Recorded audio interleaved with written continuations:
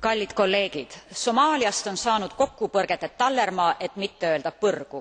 Inimõigusi ja rahvusvahelist õigust rikutakse rängalt, maa vaevleb vaesuses. Islamistide ja valitsuse üksuste vahelises võitluses on hukkunud tuhandeid tsiviilisikuid ja sajad tuhanded on olnud sunnitud põgenema. Inimesi tapetakse, vägistatakse, piinatakse igapäevaselt. Ühinenud Rahvaste Organisatsiooni statistika 2007. aasta kohta näitab, et maailmas on ligikaudu 457 000 Somaali põgenikku. See tähendab 500 000 somaallast, kes on sunnitud ellujäämise nimel oma kodumaa jätma.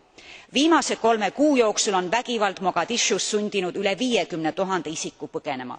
Olukord on väljunud igasuguse kontrolli alt. Tunnen kaasa vägivalla eest põgenevatele isikutele. Peame tegema kõik Euroopast olenevad aidata Somaalial võtta suund rahule. Konfliktil ei tohi lasta areneda regionaalseks sõjaks. Aafrika vajab rahu nagu õhku. Aitäh!